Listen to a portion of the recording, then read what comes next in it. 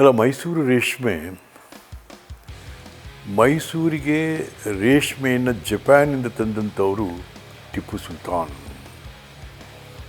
ಸುಲ್ತಾನ್ ಅಂದರೆ ನಮ್ಮ ಬೇರೆ ಬೇರೆ ಪಾರ್ಟಿಯವರು ಕೆಟ್ಟದಾಗಿದೆ. ನಾವು ಭಾಳ ಡೆವಲಪ್ಮೆಂಟಲ್ ಆ್ಯಕ್ಟಿವಿಟೀಸ್ ಆಯಿತು. ಈಗ ಹಿಂದೂ ಮುಸ್ಲಿಂ ಅಂತ ಹೇಳ್ತಾರಲ್ಲ, ಟಿಪ್ಪು ಸುಲ್ತಾನ್ ಕಾಯಿಲೆ ಬಿದ್ದಾಗ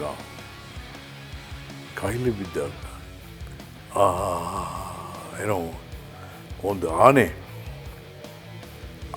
ಇದರಲ್ಲಿ ಅವನಿಗೆ ವಾಸಿ ಆಗುತ್ತದೆ.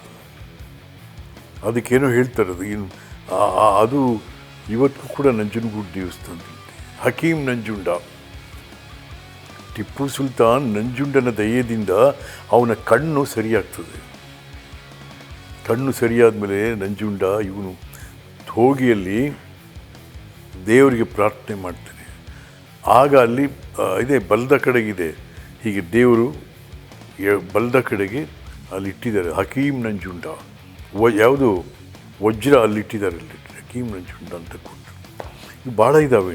ಈಗ ನಮ್ಮ ಮೇಲುಕೋಟೆಯಲ್ಲಿ ಸುಲ್ತಾನ್ ಬಿ ಚೆಲುವನಾರಾಯಣ ಸ್ವಾಮಿಯ ಚೆಲುವನ್ನು ಅವಳು ಒಪ್ಕೊಂಡು ಬಂದುಬಿಡ್ತಾಳೆ. ಅಲ್ಲಿಗೆ ಒಪ್ಕೊಂಡು ಬಂದುಬಿಡ್ತಾಳೆ.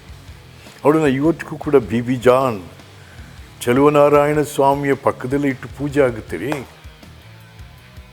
ಎಲ್ಲ ಗೊತ್ತಿದ್ದು ಕೂಡ ಸುಮ್ಮನೆ ಹಿಂದೂ ಮುಸ್ಲಿಂ ಬಾಯಿಗೆ ಬಂದಾಗ ಮಾತಾಡ್ಕೊಳ್ತೀವಿ. ಅದಲ್ಲ. ಮೈಸೂರು ಕಾಫಿ ಜಗತ್ ಪ್ರಸಿದ್ಧ. ಬೇರೆ ಮೈಸೂರು ಕಾಫಿಯನ್ನು ಕೂಡ ಇಂಟ್ರೊಡ್ಯೂಸ್ ಮಾಡಿದವರು ಮಹಾರಾಜರೇ.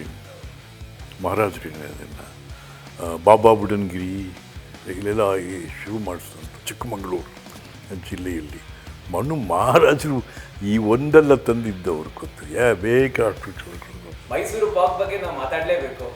ಮೈಸೂರು ಪಾಕ್ ಈಗ ನಮ್ಮಲ್ಲಿ ಒಂದು 9 ಇದನ್ನು ಮಾಡಿ ಐಡೆಂಟಿಫೈ ಮಾಡಿ, ಮೈಸೂರು ಮಲ್ಲಿಗೆ, ಮೈಸೂರು ಬದನೆಕಾಯಿ, ಮೈಸೂರು ವಿಳ್ಯೆದೆಲೆ, ಮೈಸೂರು ಪಾಕ್, ಇವೆಲ್ಲ ಕೂಡ ಆಗುತ್ತೆ.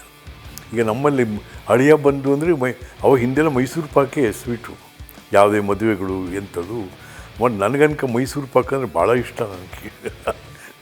ಹಾಗಾಗಿ ಮೈಸೂರು ಪಾಕ್, ಮೈಸೂರು ವಿಳ್ಯೆದೆಲೆ, ಮೈಸೂರು ಮಲ್ಲಿಗೆ, ಮೈಸೂರು ಕಾಫಿಯೋ